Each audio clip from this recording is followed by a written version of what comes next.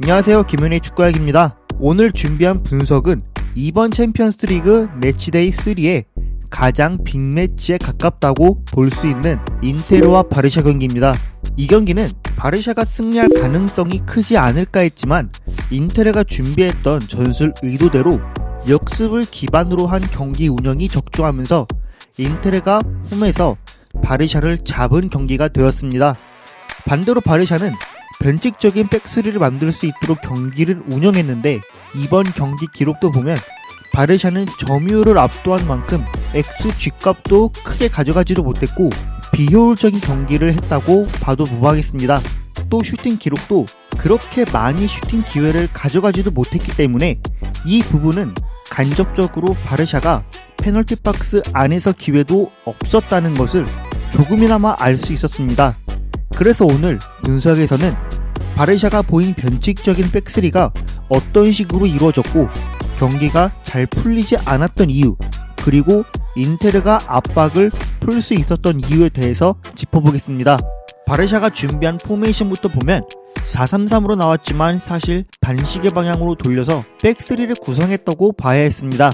좌측에 있던 알론소를 윙백처럼 전진시키고 로베르트를 우측 스토퍼처럼 활용하는 방식이었는데 이 과정에서 덴벨레도 윙백처럼 내려오기도 하지만 사실상 알론소처럼 좌측면에서 높게 전진한 포지셔닝을 로베르트 덕분에 잡을 수 있었습니다. 반대로 중원은 바르셀로나 특징상 좌측 미드필더로 나오는 페드리가 부스케츠의 짝으로서 나오고 가비가 오히려 전진한 포지셔닝을 잡을 수 있도록 만들면서 3-4-2-1 형태 포지셔닝을 잡을 수 있었고, 반대편에 있었던 하피냐도 안으로 좁히면서 사비누 후방뿐만 아니라 전방에서도 변칙적인 포지셔닝이 나올 수 있도록 만들었습니다.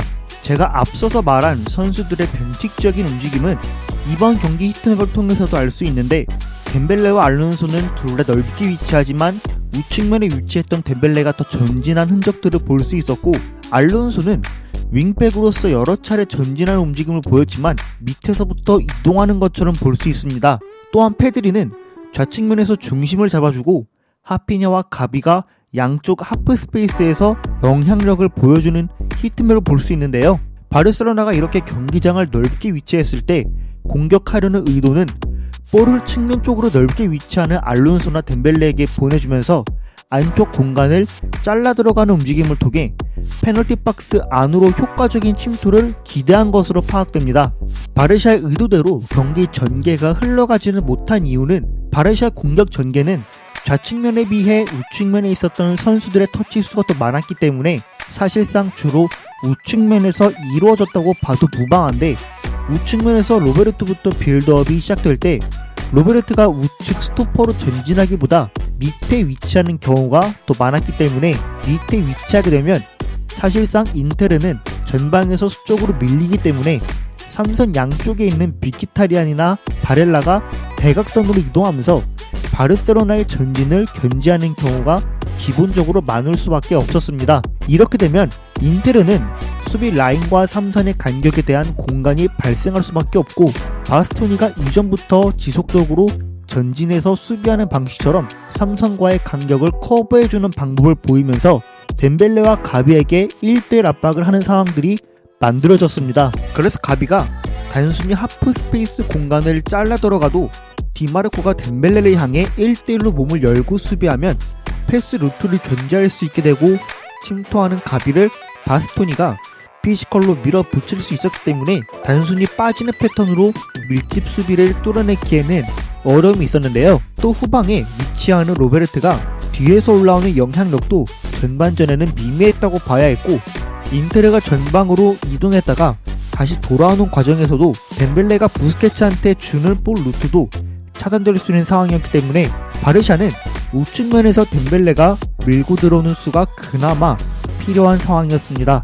그러나 덴벨레의 이번 경기에서 개인 기록을 보면 드리블은 4번 시도 중에 성공한 적이 없었고 턴오버 2회에 볼 경합 상황에서도 팀에 도움을 주지 못했기 때문에 사실상 우측면에 무미건조해질 수밖에 없었고, 앞서 말한 대로 주로 두 선수만 경기를 풀 수 있는 위치였는데 사실상 가비가 공간을 잘라 들어갔을 때 볼터치가 성공해서 보는 효과라든지 하프 스페이스에서의 영향력은 굉장히 미미했고, 가비의 전반전 터치맵과 히트맵을 보면 터치수도 적지만 터치한 공간들이 페널티 박스 근처가 아닌 주로 하프 스페이스에서 찍힌 점들을 볼 수 있습니다.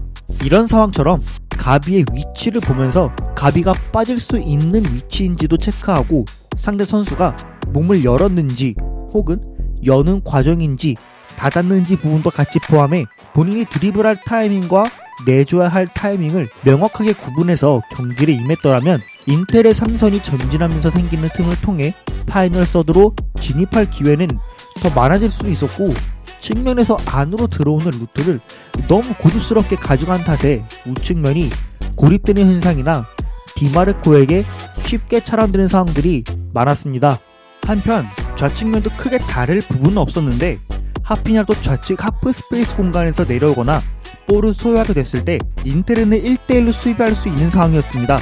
다만 좌측면에서는 하피냐가 내려오면서 상대 센터백을 끌어당길 때 페드리가 틈을 통해 다시 침투한다든지, 반대편에서 전환되어 올 때는 상대는 볼이 있는 쪽으로 끌리기 쉽기 때문에 이런 상황들을 활용해 좌측면에서 더 공격적으로 페널티 박스 안으로 들어갈 수 있었습니다.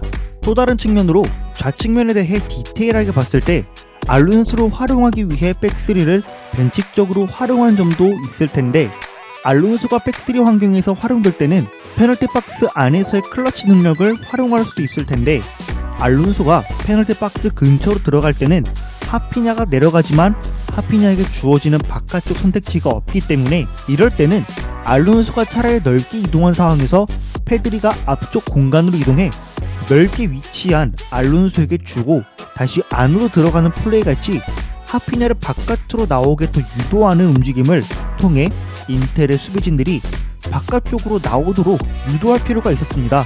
그래서 사비는 후반전에 선수들 위치에 변화를 줬는데 알론소를 낮은 포지셔닝을 잡게 만들고 하피냐가 넓게 위치하게 만들어 레반도프스키와 가위가 좌측 하프 스페이스와 중앙에 위치할 때 덴벨레가 여기서도 넓게 위치하게 만들면서 로베르트가 전진해 하프 스페이스 공간을 공략하도록 만들었습니다. 그래서 간단하게 표현해 좌측면에서 우측면으로 전환될 때 반대편에 열리는 공간을 통해 다시 안으로 들어오게 만드는 패턴으로 분위기를 전환하는 데는 성공했지만, 사실상 알론소를 활용하는 포인트는 실패했다고 봐야 했습니다.